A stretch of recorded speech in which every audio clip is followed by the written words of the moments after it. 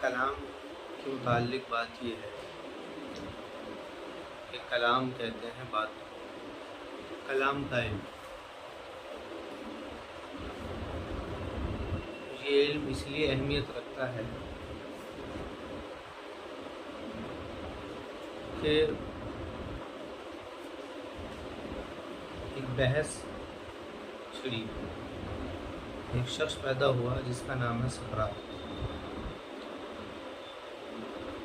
حالانکہ ایسا نہیں ہے کہ وہ پہلا آدمی تھا، اس سے پہلے بھی اور بہت سارے لوگ تھے، لیکن یہ ہے کہ کوئی مشہور ہو جاتا ہے کسی علم کے اندر، تو مشہور ہونے والا پہلا شخص یہی تھا. حضرت عیسیٰ علیہ السلام سے تقریباً 450 یا 500 سال پہلے کا اس کا زمانہ، 470 بھی ملتا ہے اور اس سے کم زیادہ بھی ملتا ہے.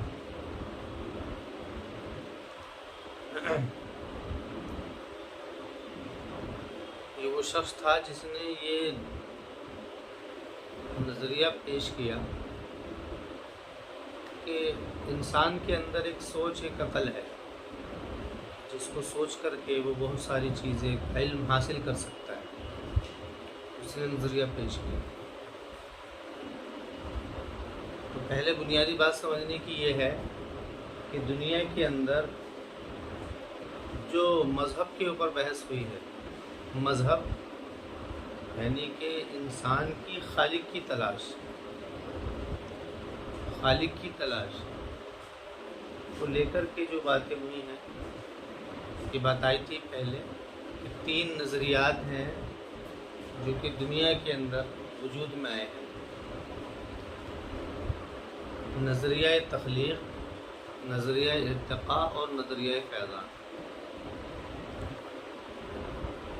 بنیادی طور پر یہ 3 نظریات ہیں کہ ان تینوں نظریات کے اندر اس بات کی کوشش کی گئی ہے اور اس بات کو بتایا گیا ہے اور ہر ایک نے اپنے دعوے کے اندر یہ سچائی ظاہر کی ہے کہ خالق کون ہے.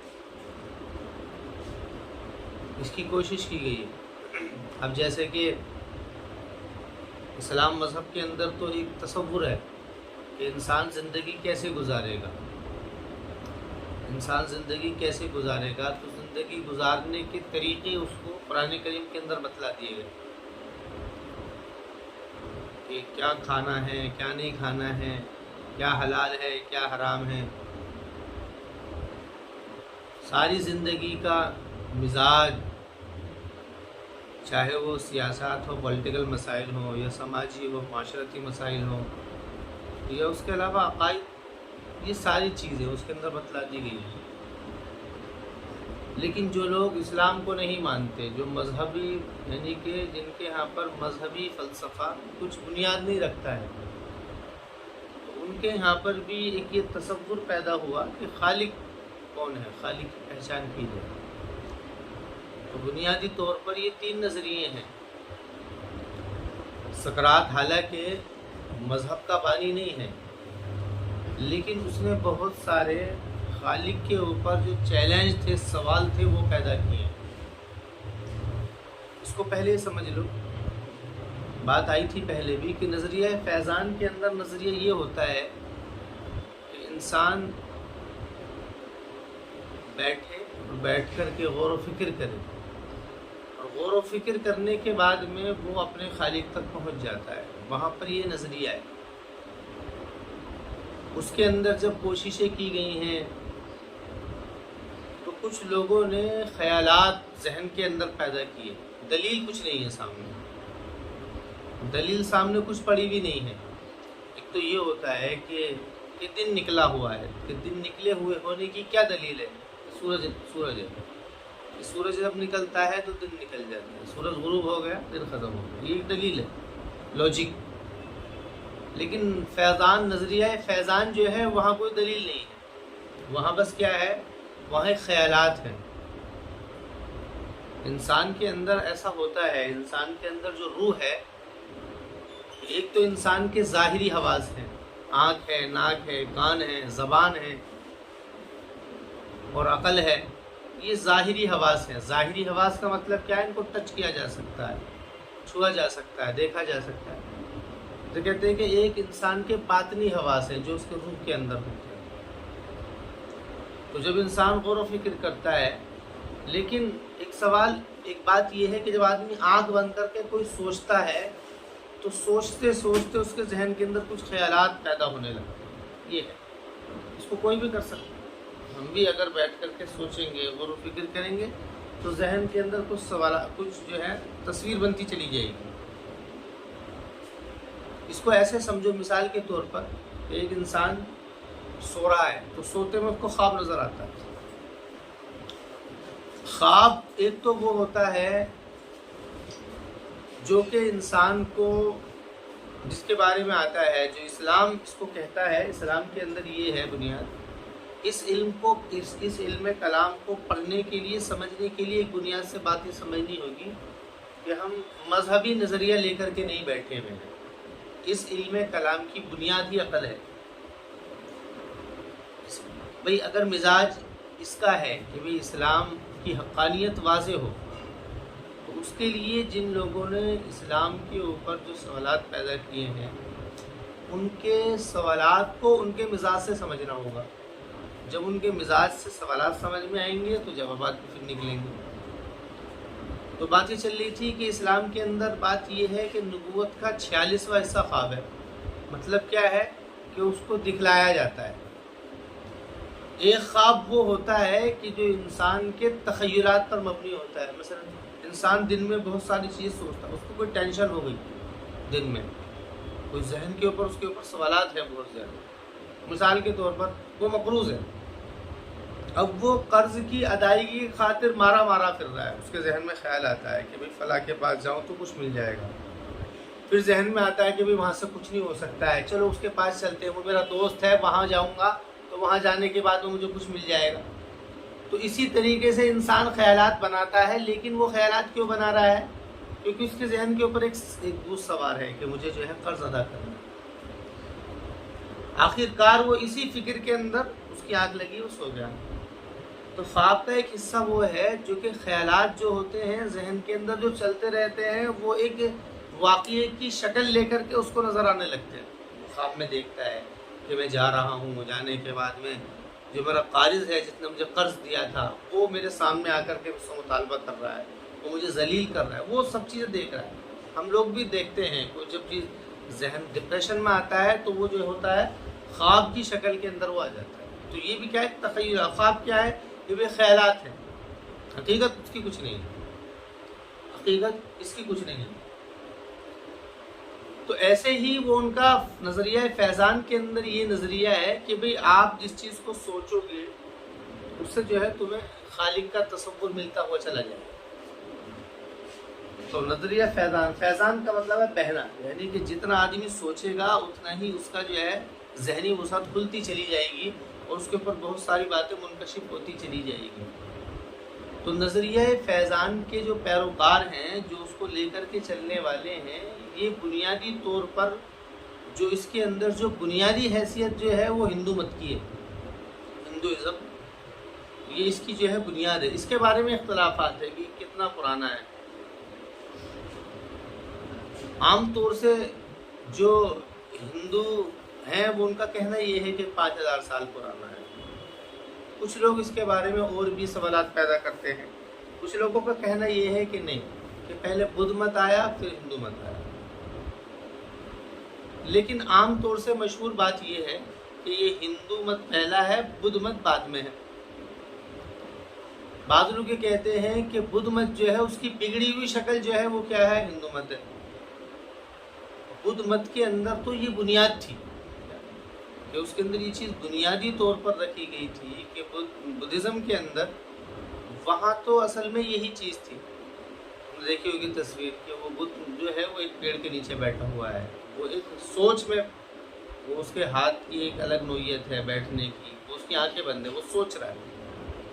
یعنی ان کا خیال یہ تھا کہ ساری دنیا سے بالکل درکنار ہو کر کے بس سوچا جائے، اسی خالق کو تلاش کیا جائے. کہتے ہیں ستیہ کی کھوج جو ایک ہے وہ اسی چیز کو لے کر کے نکلی ہے. اسی کے دوران میں پھر جین مت آیا. جین مت جو تھا انہوں نے ایک قدم اور بڑھ کر کے قدم اٹھایا کہ وہ جو وہاں تک کپڑے تھے کپڑے بھی ختم ہو گئے. یہاں تو کم از کم کپڑے تھے, وہاں کپڑے بھی ختم ہو گئے. کپڑے کیا ہیں یہ؟ یعنی کہ کوئی بھی ایسا, ان کا کہنا یہ ہے کہ جو بھی سکھ ہے, آسانی, سکون جتنا بھی ہے یہ ایک دن ختم ہو جائے گا. انسان کی زندگی ہے وہ ختم ہو جائے گی, ختم ہونے کے بعد میں آخر اس کو موت آنی ہے. تو انسان کو کیوں نہ اسی حقیقت کی طرف اپنے رجوع رہنا چاہیے جو حقیقت اس کے سامنے ہونے والی ہے. تو اس لیے وہ دنیا کی ساری آسانیوں کو, ساری نعمتوں کو چھوڑ کر کے وہ گویا کہ اسی کے اندر وہ مگن ہو جاتے ہیں. تو اگر دیکھا جائے کچھ فرق کے ساتھ میں, کچھ تھوڑے بہت فرق کے ساتھ میں, یہ تینوں جو ہیں ان کے سے یہی نظریہ ہے. یہ مطلب سمجھ, سوچنا, وچار کرنا, یہی اس کے اوپر یہی بحثیں ہیں ساری, جو کہ یعنی کہ نظریہ فیضان کے اندر جو باتیں ملتی ہیں وہ یہی ملتا ہے. یوگا کا مطلب بھی کیا ہے کہ دھیان کرنا, وہ ایک بیٹھنے کی کیفیت ہوتی ہے. پھر اس کے پیچھے باتیں آتی ہیں, پھر انسان کے اندر جو ہے بہت ساری سوچیں جو ہیں وہ نکلتی ہیں. تو نظریہ فیضان. دوسرا نظریہ جو ہے وہ نظریہ ارتقاء ہے. نظریہ ارتقاء سائنسدانوں کا نظریہ ہے. یہ اصل میں جو سائنسدان ہیں ان کی تاریخ تو بس 500 سال پرانی ہے, 1500 کے بعد میں اس کا عروج ہوا ہے. اور جو نظریہ ارتقاء جو سائنسدانوں کا نظریہ ہے یہ گویا کہ اسی کے پیٹ سے اس نے جنم لیا ہے, نظریہ فیضان, کیونکہ بنیادی طور پر وہاں پر سوچ و فکر تھی. اب ان کے اندر جو لوگ آئے, جو فلسفیوں میں سے جو لوگ سائنسداں نکلے, انہوں نے ایک تھیوری پیش کی. انہوں نے یہ پیش کی کہ دیکھیے جو نظر آ رہا ہے وہ تو حقیقت ہے, جو نظر آ رہا ہے محور انہوں نے بھی عقل کو قرار دیا ہے. عقل جو ہے یہاں پر بھی محور ہے نظریہ ارتقاء میں, ایسے ہی عقل وہاں بھی محور تھی, وہاں پر بھی سوچتے تھے. سوچنے کا کس کا کام ہے؟ عقل کا کام ہے. لیکن یہاں پر فرق یہ ہوا ہے کہ ان لوگوں نے نظریہ ارتقاء کے اندر یعنی سائنسدانوں کے نظریوں نے عقل کو تو محور بنایا, لیکن اس کے ساتھ میں انہوں نے حواس, مشاہدات کو اور تجربات کو لیا ہے. بس ان کے یہاں پر یہ دلیل ہے کہ جو مشاہدے ہیں, مشاہدے کا مطلب جو ہے کہ جس چیز کے اوپر یعنی کہ پریکٹیکلی جو کام ہو چکا ہے, پریکٹیکلی جو ذہن کے اندر آ چکا ہے, مشاہد دیکھ لیا کہ بھئی ایسے ہوتا ہے, یا اس کا تجربہ کر لیا, اس کے اوپر کوئی انالائسس ہوا, محنت کوشش ہوئی, اس کے بعد میں کوئی چیز وجود میں آئی تو وہ کیا ہوگی؟ تجربہ ہو گئی. تو ان کا کہنا یہ ہے کہ مشاہدے اور تجربے تک جہاں تک انسان کے حواس کی رسائی ہو سکتی ہے. حواس انسان کے اندر کتنے ہیں؟ حواس انسان کے اندر 5 ہیں. 5 آف سینسر جس کو بولتے ہیں. آنکھ جس سے دیکھا جا سکتا ہے, اور ناک جس سے سونگ کر کے علم ہوتا ہے, یعنی کہ اسے بدبو کا اور خوشبو کا احساس ہوتا ہے. زبان جس سے ذائقے کا پتہ لگتا ہے. تیسرا اور چوتھا کان ہے جس سے سن کر کے پتہ لگتا ہے. اور 5واں جو ہے قوت لامسہ ہے, چھونے کی قوت, وہ انسان کی پوری باڈی کے اندر جس سے گرم ٹھنڈے کا احساس ہوتا ہے. تو اب سوال یہ ہے کہ ان کا کہنا یہ ہے کہ ان کی رسائی جہاں تک ہے, بلکہ انہوں نے تو یہ بات کہہ دیا ہے کہ جتنا بھی میٹا فزکس ہے, میٹا فزکس یعنی جو ما بعد الطبیعیات ہے, یعنی جو حواس کی گرفت سے باہر ہے, جہاں تک آنکھ نہیں پہنچ سکتی ہے, ہاتھ نہیں پہنچ سکتا ہے, یعنی کہ انسان کے تجربہ اور مشاہدہ جہاں نہیں ہو سکتا ہے, وہ ہماری گرفت سے باہر ہے. اس کے اوپر ہم بات نہیں کریں گے. وہ ہماری گرفت سے باہر ہے, ہم اس کے اوپر بات نہیں کریں گے. لیکن ان ساری بات کے کہنے کے باوجود بھی انہوں نے یہ بات کہی کہ کوئی خالق نہیں ہے.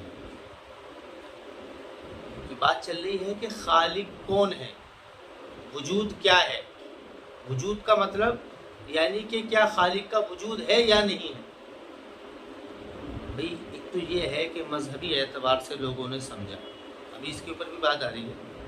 ایک یہ ہے کہ لوگوں نے عقل سے سمجھا, جنہوں نے اپنا پورا ہی زندگی کا مزاج, جینے کا, رہنے کا عقل سے سوچا ہے. اسکولوں کے اندر جو سلیبس چلتے ہیں یہ کیا ہیں, کیا نام ہے, سوشل سائنس ہے, پولیٹیکل سائنس ہے, یہ جتنی بھی سائنس ہے یہ کیا ہیں, یہ سب سائنسدانوں کی اور فلسفی لوگوں کی اپنی عقل کے ذریعے سے یہ کچھ جینے کے طریقے انہوں نے پیش کیے ہیں. کہ انسان کو کیسے رہنا چاہیے. تو یہ کیا ہے؟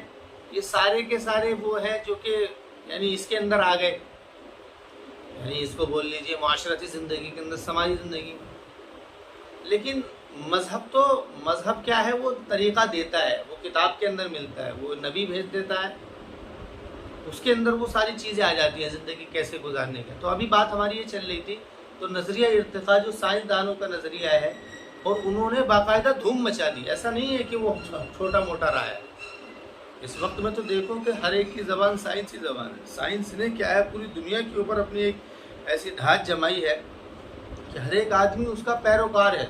اس لیے آج دنیا کے اندر الحاد جو ہے وہ زیادہ بڑھ رہا ہے. کیوں؟ کیونکہ انسان کیا ہے، حواس کی چیز کو زیادہ گرفت میں لیتا ہے اور حواس کی چیز سے زیادہ متاثر ہوتا ہے. قرآن کریم جب بات کرتا ہے ذالک الکتاب لا ریب فیہ ھدی للمتقین الذین یؤمنون بالغیب، کہ وہ لوگ جو کہ غیب کے اوپر ایمان لاتے ہیں، تو وہاں پر تو بنیاد سے ہی غیب ہے. تو نظریہ ارتقاء کے اندر بات یہ کہی کہ جو میٹا فزکس جو بھی ہے، یعنی جو مابعدت طبیعیات ہے، جو ہماری حواس کی گرفت سے باہر ہے، ہم اس کے اوپر کوئی تبصرہ یا تذکرہ نہیں کر سکتے. لیکن اس کے باوجود بھی وہ لوگ، ان لوگوں، حالانکہ وہ یہ بات کہتے نہیں ہیں زبان سے، لیکن ان کی بات کا اشارہ یہ نکلتا ہے کہ کوئی خالق نہیں ہے. انہوں نے ایک بگ بینگ کی تھیوری پیش کی، یعنی کہ وجود کیا ہے، یعنی دنیا کے وجود کو، ہر چیز کا وجود کیا ہے. بس ان کا کام وجود کے اوپر ہے. جیسے کہ یہ سامنے تپاہی پڑی ہے، اس کا وجود کیا ہے؟ تو اس کو دیکھا کہ یہ لکڑیوں کے مادے سے مل کر کے ایک شکل بنی ہے. یہ لکڑی کیا ہے؟ کہ لکڑی جو ہے پیڑ سے نکلتی ہے. پیڑ کیا ہے؟ کہ پیڑ جو ہے مٹی سے نکلتا ہے. کہ مٹی کیا ہے؟ کہ مٹی ایک جو ہے دھات ہے، مادہ ہے. کہ اس کو یہ کہاں سے آئی؟ تو یہ ساری چیزیں یعنی وہ پہنچنے کی کوشش کرتے ہیں. وہ کرتے کرتے ہر چیز کو ایسے ہی لیتے ہیں. کرنے کا کہتے ہیں کہ ہر چیز جو ہے نا، پہلے ایک کیا تھی، ایک چھوٹا سا تنکا تھا، اس کے اندر کیا ہوا، بلاسٹ ہوا، اس کے بعد میں پھر یہ ساری کائنات بنی ہے. یہ انہوں نے بات پیش کی ہے. لیکن اب ان سے سوال یہ ہوتا ہے کہ جو چھوٹا سا تنکا تھا وہ کہاں سے آیا، اس کو کس نے بنایا؟ حالانکہ اس کے اندر کچھ لوگوں نے یہ بات کہہ دی ہے کہ بھئی نہیں، ایک وجود تو ہمیں ایسا ماننا پڑے گا جو ہمیشہ سے ہے. بھئی مثلا یہ تپاہی ہے، اس کا وجود کتنا ہے؟ مان لو 2 سال. اس سے پہلے لکڑی تھی، اس کا وجود کتنا ہے؟ مان لو 5 سال. اس سے پہلے کیا تھا؟ اس سے پہلے مٹی تھی. مٹی کا وجود کیا ہے کہ وہ کہیں اور سے پیدا ہو. کہہ رہے کہ ہمیں ایک ایسا وجود ماننا پڑے گا کہ جس کی بنیاد ہمیشہ سے. لیکن وہ مابعدت طبیعیات جو ہے اس کے اوپر بات نہیں کرتے. لیکن وہ لوگ جو ہیں ان ساری بات کو کہنے کے باوجود، وہ زبان سے تو نہیں کہتے ہیں، لیکن وہ الحاد کہتے ہیں، ناستکتا، یعنی کہ کوئی خدا نہیں ہے، کوئی خالق نہیں ہے، ہر چیز خود بخود بنی ہے اور ایک دن خود بخود وہ اس کی عقلی تدبیر بھی پیش کرتے ہیں. ایسا نہیں ہے. وہ کہتے ہیں کہ دیکھو کہ سولر سسٹم جتنا بھی ہے، سورج جو ہے وہ جب سے بنا ہے وہ ابھی تک اپنے زوال کو ہے، وہ زوال، اس کے اندر زوال ہوتا جا رہا ہے. باقاعدہ تھیوری پیش کی ہے انہوں نے، اس کی رپورٹ دی ہے، وہ ساری چیزیں پیش کی ہیں یہ عقلی اعتبار سے. اور ایک دن ایسا آئے گا کہ جب اس کے اندر کمی واقع ہوتی رہے گی اور یہ ختم ہو جائے گا، کمی جو ہے واقع ہو جائے گی. ابھی تک تو بات یہ ہے کہ ہر چیز پھیل رہی ہے. جب بھی کوئی نئی تھیوری آتی ہے تو پچھلا جتنا بھی ڈیٹا ہے وہ اس سے زیادہ کلیکٹ ہو کر کے نکلتا ہے. پہلے لوگ کہتے تھے کہ نہیں یہی دنیا ہے، اس کے بعد میں پتہ لگا نہیں یہ نہیں ہے، بلکہ ایک سولر سسٹم ہے، سورج، اس کے چاروں طرف جو ہے 7-8 گرہیں ہیں. پھر ان سے مل کر کے کئی ایسے اور بھی سولر سسٹم ہیں، ان سارے سولر سسٹم کے ساتھ میں بھی بہت ساری گرہیں ہیں. پھر یہ ساری مل کر کے گلیکسیز کہکشائیں بنتی ہیں. پھر ایسے ہی اور دوسری کہکشائیں، پھر ایسی اربوں خربوں پتہ نہیں کتنی ہیں. ہر بار کچھ نہ کچھ یہ کیا ہے، بڑھ رہی ہے. تو کہتے ہیں کہ لیکن ایک دن وہ آئے گا کہ جس دن یہ ساری چیزیں کیا ہیں، یہ ختم ہوں گی، اور ختم ہو کر کے ختم. تو ہندو مت کے اندر، نظریے کے اندر یہی چیز ہے کہ جب یہ ساری چیز ختم ہوں گی تو یہ ساری چیزیں ختم ہو کر کے جو ان کا واجد ہے، جس نے ان کو پیدا کیا ہے، وہ اس کے اندر چلی جائیں گی، سما جائیں گی. ان کے یہاں پر ایک نظریہ ہے نا، انسان کی جو آتما ہے، جو اس کے شریر کے اندر جو اس کی روح ہے، وہ کیا ہے، اس کے کارنامے کے حساب سے وہ اس کو شریر ملتا ہے. ان کے یہاں پر جو ایک یہ نظریہ ہے کہ انسان دوسرا جنم نہیں لیتا ہے، اگر غلط کام کرے گا تو اگلے جنم میں کتا ہوگا، اور کرے گا تو اور کچھ ہوگا، اچھے کرے گا تو اچھا آدمی بنے گا۔ لیکن وہ کہتے ہیں کہ وہ اس کی جو آتما ہے وہ بھٹکتی رہتی ہے، کب تک؟ جب تک کہ یہ اپنے کیے ہوئے پر بھگت نہیں لیتا ہے۔ جب اس کا سارا معاملہ ہو جاتا ہے، بعض کہتے ہیں کہ 7 جنم ہوتے ہیں، بعض اس سے کم زیادہ کے بھی قائل ہیں، اور پھر آخر میں جو اس کی روح ہے یہ ختم نہیں ہوتی ہے، یہ اس کے اندر جا کر کے مل جاتی ہے پرماتما، جس کو خالق کہتے ہیں، اس کے اندر جا کر کے یہ ان کی اپنی کیا ہے تھیوری ہے، نظریہ فیضان کے اندر۔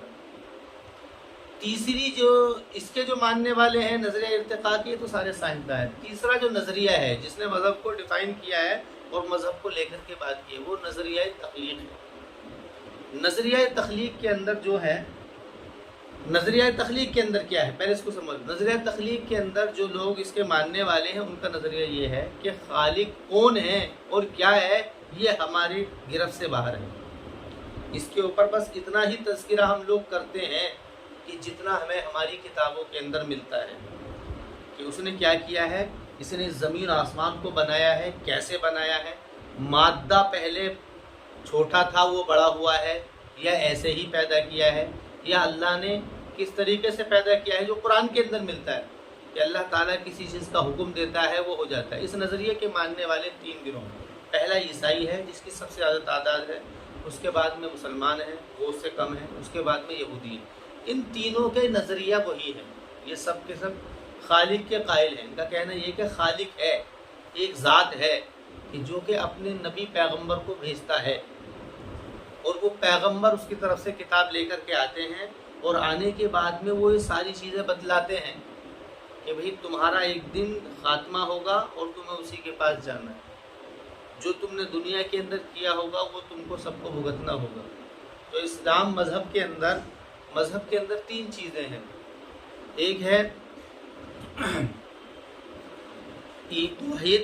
توحید کا مطلب کیا ہے؟ اسلام کے اندر توحید وہ بنانے والا ایک ہے۔ رسالت کے اندر یعنی وہ اپنی طرف سے ایک نبی پیغمبر بھیجتا ہے، اور تیسرا ہے آخرت، یعنی کہ پھر ایک دن آئے گا کہ جس دن تمہیں اس کا حساب دینا پڑے گا۔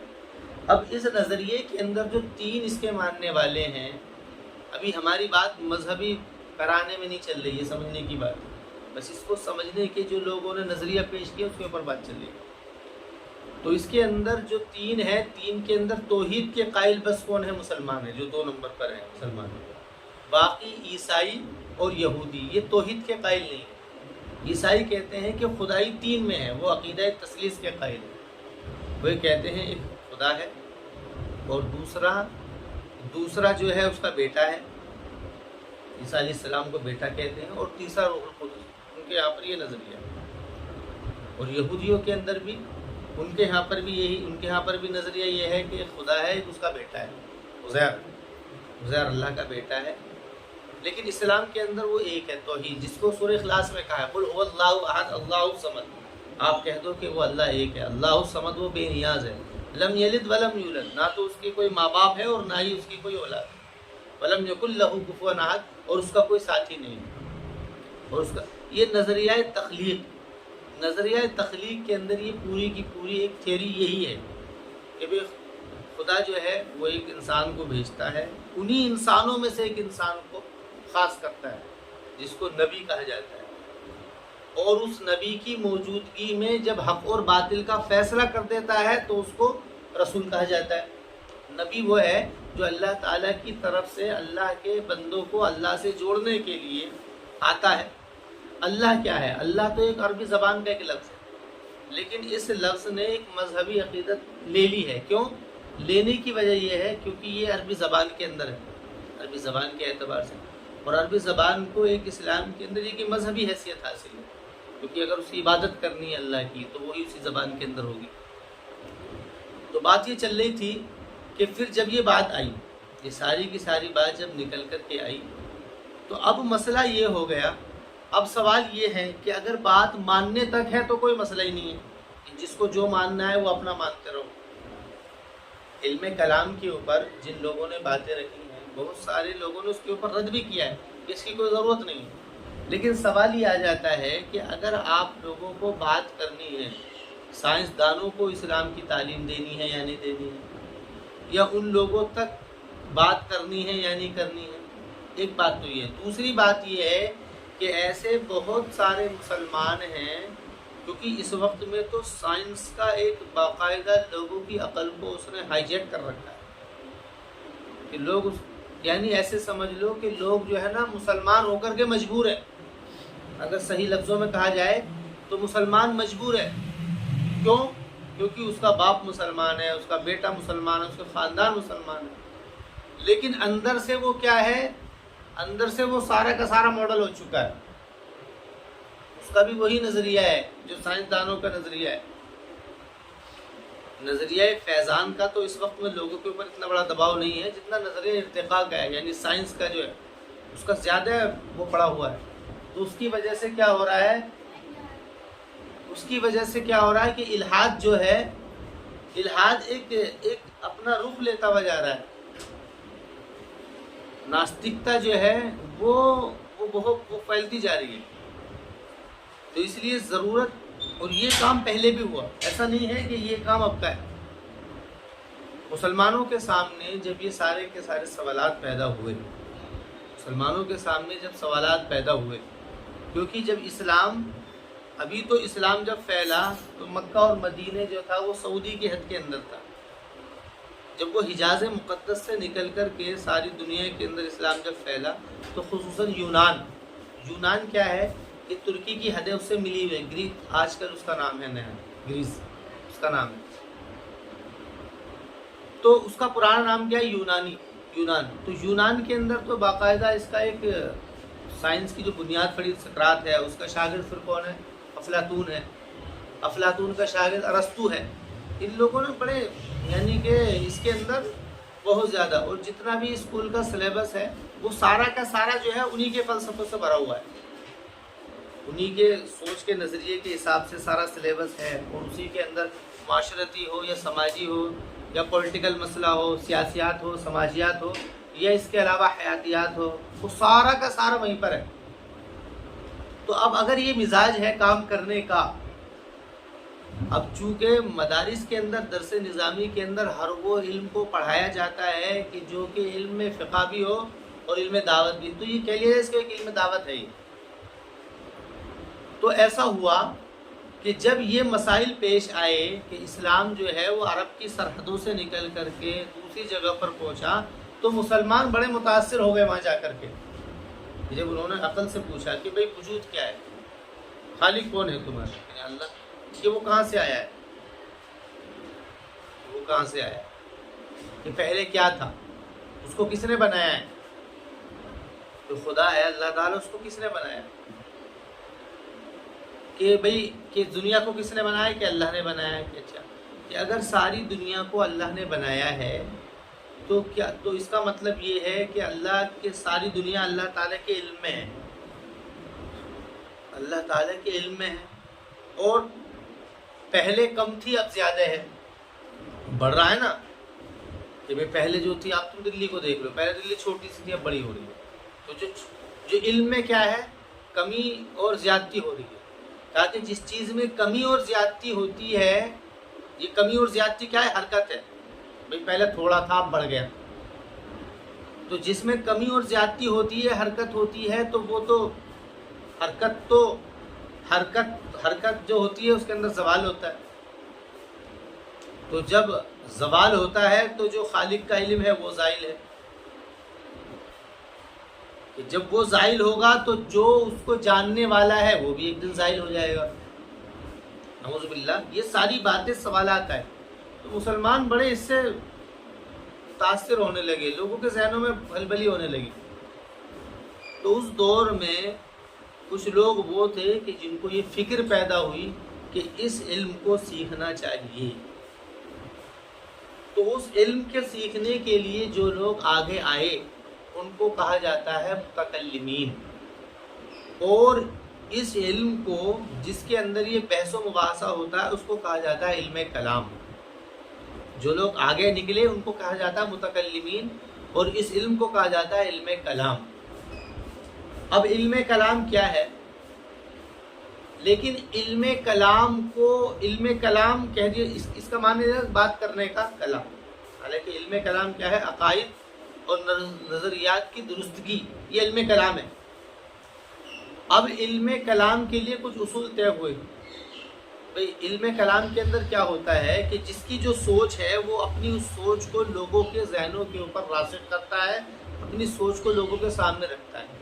اگر مذہبی ہے تو مذہب کو سامنے رکھے گا، اور اگر وہ سائنٹسٹ ہے تو پھر وہ ناستکتا، اگر وہ ملحد ہے تو الحاد کو یعنی کہ ناستکتا کو سامنے رکھے گا، اور اگر اس کے علاوہ کوئی نظریہ فیضان کا دعوے دار ہے تو وہ اس کو سامنے رکھے گا۔ تو سوچ کو سامنے رکھنے کے لیے کیا ہے، زبان کی ضرورت پڑے گی۔ تو زبان کے کچھ اصول اور ضابطے طے ہوئے کہ بات کرنے کا طریقہ، بات کیسے کی جائے گی، بات کرنے کے کیا اصول اور ضابطے ہیں۔ ان اصول اور ضابطے کو لے کر کے جو علم بنایا گیا اس علم کا نام ہے علم منطق۔ منطق کا مطلب ہے بات کرنے کا آلہ۔ عام طور سے جو پہلے کتابیں پڑھائی گئی تھی، اس کا تھوڑا سا خاکہ سمجھیں، اصول الشاشی آئی تھی، تو اس کے اندر جو باتیں آئی تھی عام خاص، اس طریقے سے مطلق مقید، یہ کیا ہے، سب زبان کی بحثیں ہیں کہ ایک لفظ مطلق ہوتا ہے، اس کو مقید کیا جائے۔ مطلق کا مطلب یہ ہے کہ جس کے اندر کوئی قید نہ ہو، اور عام کیا ہے، عام وہ لفظ ہے کہ جس کے معنی بہت سارے ہوں، خاص وہ ہے جس کا ایک ہی معنی ہو۔ عام خاص اگر دوسری اعتبار سے دیکھیں گے تو وہ الگ ہو جائے گا۔ تو اس کے اندر کیا ہے، بات یعنی کہ لفظ کو دیکھنا کہ لفظ کے معنی کیا ہیں، لفظ کو سمجھنا کہ بات، یہ بات کو سمجھنے کے لیے کس طریقے سے بات ہوگی۔ تو اصول، حالانکہ اس علم منطق کا اس علم منطق کا سہارا ہر علم کے اندر لیا گیا ہے۔ علم منطق کا سہارا ہر علم کے اندر، اصول جتنا بھی علم ہے، اصول خصوصاً اصول حدیث، اصول فقہ، اصول حدیث کے اندر بھی علم منطق کا سہارا لیا گیا ہے۔ یہ جو متواتر ہے، متواتر کہتے ہیں اسٹیبلش ہسٹری، یعنی کہ متواتر خبر کہ جس کو کوئی بھی نہ انکار کر سکے، جو ایک زمانے سے ایسی ہی سنی بات جو ہے چلتی بھی آ رہی ہو، ایک دو سے نہیں بلکہ اس کے سننے والے اتنے ہوں، ایک دو نہ ہوں بلکہ ہزاروں بھی ہو سکتے ہیں، کروڑوں بھی ہو سکتے ہیں، اور کم بھی ہو سکتے ہیں، لیکن ہوں گے اتنے کہ جو جھوٹ نہیں بول سکتے۔ ایک آدمی جھوٹ بول سکتا ہے، دو بول سکتا ہے، 3 4 5 10 15 20 50 100 200، اس سے زیادہ آدمی نہیں، اتنے جھوٹ نہیں بولتے ہیں۔ تو بات یہ چل رہی تھی، تو اس علم منطق کا جو ہے سارا اصول فقہ کے اندر بھی اس کی مدد دی گئی، اور علم کلام کے اندر تو گویا کہ یہ ایک یعنی کہ گھٹی ہے، اس کے بغیر تو یہ علم کلام چل ہی نہیں سکتا۔ تو اس علم کو سیکھا، تو جن لوگوں نے اس کے اندر قدم بڑھایا، جن لوگوں نے اس کے اندر قدم بڑھایا، ان لوگوں کا نام متکلمین ہے۔ اب اس کے اندر دو گروہ بنے، ایک بنے اشاعریہ اور دوسرے بنے ماتریدیہ۔ اشاعرہ اور ماتریدیہ، امام ابو حنیفہ کے مسلک پر چلنے والے کو اشعریین کہا جاتا ہے، اشاعرہ، اور امام شافعی کے مسلک پر چلنے والوں کو ماتریدی کہا جاتا ہے۔ وہ نہیں، امام ابو حنیفہ کے چلنے والوں کو ماتریدی کہا جاتا ہے، اور امام شافعی کے مسلک پر چلنے والے لوگوں کو اشاعرہ کہا جاتا ہے۔ یعنی کہ ماتریدیہ فقہ حنفی پر چلنے والے وہ لوگ جنہوں نے علم کلام کے اوپر کام کیا۔ یہاں پر ان کا فقہ الگ ہے اس لیے نام الگ ہو گیا، لیکن کام دونوں کا ایک ہے۔ کام کیا ہے؟ یہی عقائد کی بحثیں ہیں۔ وجود کیا ہے؟ وجود کیا ہے کا مطلب کیا ہے کہ یہ چیز کہاں سے آئی، ہم کہاں سے آئے، میں انسان ہوں، میں کہاں سے آیا، تو اس کی ساری بحثیں، تو وہ بحثیں کیا ہیں، پھر خالق تک پہنچ جاتی ہیں۔ تو ماتریدیہ فقہ حنفی پر چلنے والے وہ لوگ کہ جنہوں نے عقائد کے اوپر کام کیا۔ کام دونوں کے برابر ہے، تھوڑا بہت ہلکا بہت فرق ہے، وہ زیادہ ایسا کوئی لمبا چوڑا فرق نہیں ہے، بس وہ کیا ہے، فقہ کی وجہ سے نام الگ الگ ہو گیا، فقہ کی وجہ سے وہ نام الگ الگ ہو گیا، ورنہ یہ علم کلام کے اندر تو اعتقاد کے اندر تو دونوں ساتھ ہیں۔ یعنی جمہور جتنے بھی ہیں، جتنے بھی فقہ کو لے کر کے چلنے والے ہیں، اصل میں فقہ کا تو ایک بہت بڑا مطلب کہ تصور رہا ہے، فقہ کے اوپر تو ایک بہت بڑا کام ہوا ہے، لیکن یہ غلط فہمی یہ ہوتی ہے کہ لوگ فقہ یوں سمجھتے ہیں کہ فقہ صرف مسائل کے جاننے کا نام ہے، حالانکہ فقہ مسائل کے جاننے کا نام نہیں ہے۔ فقہ تو انسان سے متعلق ہر وہ حکم یا ہر وہ ضرورت جس کی اس کو ضرورت پڑتی ہے، اس کے جاننے کا نام فقہ ہے۔ انسان اگر اللہ کا بندہ ہے تو عبادت کی ضرورت پڑتی ہے، تو اس کو جاننا۔ انسان اگر دنیا کے اندر رہ رہا ہے انسانوں کے ساتھ میں تو اس کو سیاست کی ضرورت پڑتی ہے، تو یہ سیاست کا فقہ ہو گیا۔ انسان معاشرے کے اندر رہتا ہے، بھائی بہن بیوی بچے سب ہیں، تو معاشرت کا فقہ ہو گیا۔ پڑوس میں رہ رہا ہے تو مطلب بیع و تجارت یہ ساری بحثیں آتی ہیں نا فقہ کی کتابوں میں۔ کتاب البیع ہے، یعنی کتاب الدعوات ہے، اور اس کے علاوہ کتاب السیر ہے، اس کے علاوہ جو ہے کتاب الشفا ہے، اور کتاب النکاح ہے، اور عبادات کو لے کر کے کتاب الصلاح، ساری کتابیں۔ لیکن عام طور سے یہ مشہور یہ ہو گیا ہے کہ فقہ صرف عبادت کے مسائل کے جاننے کا نام ہے، حالانکہ عبادت کے مسائل کا نہیں، بلکہ ہر وہ مسائل اور ضرورتیں جس کی انسان کی ضرورت ہوتی ہے ان سب کے جاننے کا نام فقہ ہے، ان سب کے باتوں کے جاننے کا نام فقہ ہے۔ تو اب بات یہ چل رہی تھی کہ جب یہ بات سامنے آئی کہ بھئی اب اس کی ضرورت ہے، تو کچھ لوگوں نے اس کے اندر قدم بڑھایا، تو قدم بڑھانے کے بعد میں پھر یہ جو علم ہے یہ وجود کے اندر آیا۔